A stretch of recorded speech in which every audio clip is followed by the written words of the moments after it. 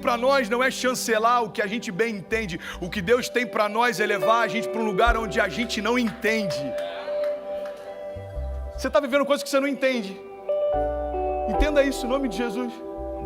Pastor, eu não consigo explicar, então fique em paz. É Deus quem está fazendo. Irmão, se você perguntar para alguém que está vivendo os melhores dias da vida dele, como ele chegou até lá, presta atenção nisso. Se ele souber te explicar, tenha convicção, foi o mérito dele que levou até lá, não a graça de Deus. A graça vai te fazer viver coisas que você não vai saber como explicar. Eu não sei nem por onde começar, irmão. Se eu te falar em que momento começou, pastor, a fluir a tua história, em que momento Deus começou a mudar, irmão, eu nem sei te explicar. Porque chegou um momento em que tudo aquilo que eu sonhava aconteceu. E aí Deus falou, e aí? Acabou? Zerou a tua imaginação?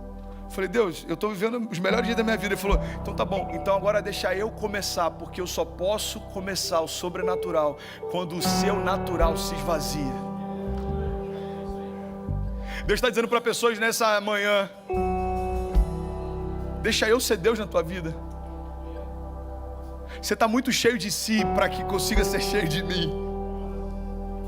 Pessoas cheias de si não conseguem ser cheias de Deus, irmão. Por quê? Porque Deus ele não vai ficar disputando espaço dentro de você. Não tenta entender. Filipenses 4:7 diz, e a paz de Deus que excede todo entendimento. Presta atenção nisso em nome de Jesus.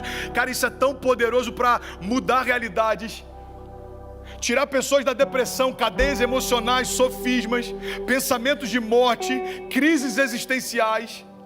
Olha o que Filipenses 4:7 está dizendo. E a paz de Deus que excede o entendimento. A paz de Deus que vai além do que você compreende. A paz de Deus que vai além do que você consegue entender. A paz de Deus que vai além da tua lógica. Guardará os seus corações e as suas mentes em Cristo Jesus. Tem uma frase do Bill Johnson que eu acho maravilhosa, irmão. Presta atenção nisso. Ele disse o seguinte: para você experimentar a paz que excede o entendimento, você precisa abrir mão do direito de entender. Uau, isso é muito forte, cara. Você quer experimentar a paz que excede o entendimento? Quero, Deus. Então, a partir de agora, abre mão do seu direito de entender. Porque a paz que excede o entendimento não está mais preocupado com o que você entende ou não, mas é uma paz que faz com que você prospere, mesmo em meio às maiores circunstâncias adversas da tua vida. Vai ter gente que vai achar que você é louco, vai falar, mano, você tá anestesiado, você não está vendo o que está acontecendo. Você vai falar, não, eu decidi não entender, mas descansar.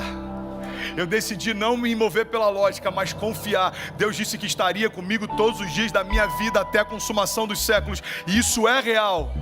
Hoje, como foi ontem, e vai ser amanhã também.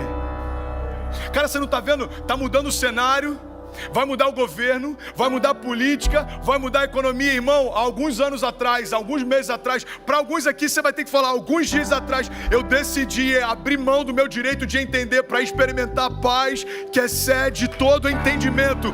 Não faz sentido para mim, mas faz sentido para quem me prometeu. Não faz sentido para mim, mas faz sentido para quem me desenhou. Ei, não faz sentido para mim, mas faz sentido para quem me desejou antes de tudo ao meu redor existir. Hebreus 11:6 diz, porque sem fé é impossível agradar a Deus. O que Hebreus está dizendo é o seguinte: ou você tem fé e confia mesmo sem entender, ou você nem dá os primeiros passos de fé, irmão. Não vai fazer sentido, não tem lógica, mas Deus quis fazer.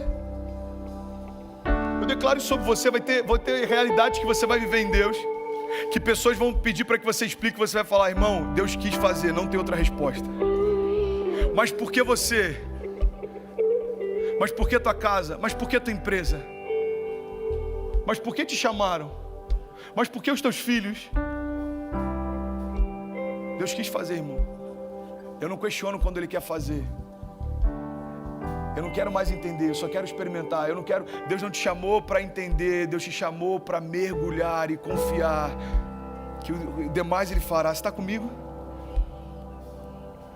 Romanos 4:8, eu estou finalizando aqui, diz: Abraão, contra toda esperança, em esperança creu, tornando-se assim pai de muitas nações. Como foi dito a seu respeito, assim será a sua descendência. e sem se enfraquecer na fé, reconheceu que o seu corpo já estava sem vitalidade, pois já contava cerca de 100 anos de idade. E que também o ventre de Sara já estava sem vitalidade, mas mesmo assim, não duvidou nem foi incrédulo em relação à promessa de Deus, mas foi fortalecido em sua fé e deu glória a Deus, estando plenamente convencido de que Ele era poderoso para cumprir o que havia prometido. A palavra de Deus está dizendo: ei, Abraão creu contra a esperança. Por quê? Porque ele tinha fé na promessa. Abraão creu contra a lógica. Por quê? Porque ele tinha fé na promessa. E Deus está chamando a gente para viver nesse tempo.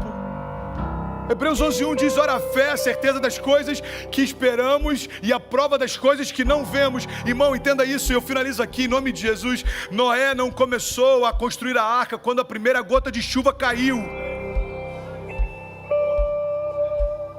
Noé começou a construir a arca quando o dilúvio nem fazia sentido. Você sabe por quê? Porque toda a direção profética que Deus te dá fala a respeito de uma estação que ainda não chegou. Toda a direção profética que Deus te dá fala a respeito de um tempo que ainda não chegou. O que Deus está fazendo é o seguinte: ei, prepara as bases para aquilo que ainda vai chegar. Tenha fé. Deus, mas não faz sentido. Ei, não tenta entender, só faz o que eu te pedi. E aí Noé começa 100 anos construindo uma arca, sem que uma gota de chuva tenha caído. Sabe o que é interessante? Quando a chuva começa a vir, tem pessoas querendo construir a arca. Irmão, se você tentar construir a tua arca quando o dilúvio começar, não dá mais tempo.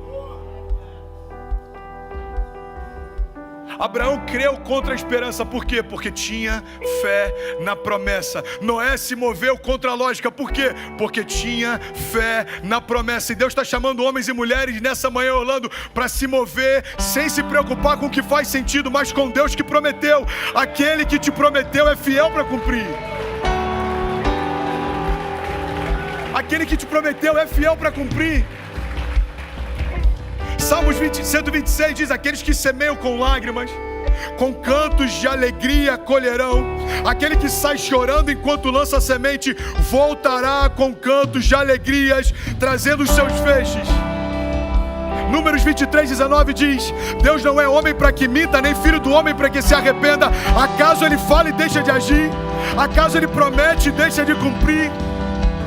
Romanos 8:31 diz: que diremos, pois, diante dessas coisas? Se Deus é por nós, quem será contra nós? Salmo 46 diz: ei, Deus é o nosso refúgio e a nossa fortaleza, socorro presente na hora da angústia.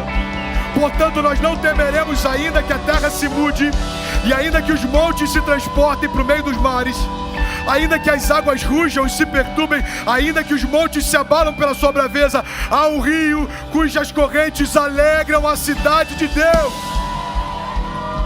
Deus no meio dela está, e ela não se abalará. Deus ajudará a romper desde amanhã. Os gentios se esbravecerão, os reinos se moverão, mas Ele levantou a sua voz e toda a terra derreteu. O Senhor dos exércitos está conosco, Ele é o nosso refúgio.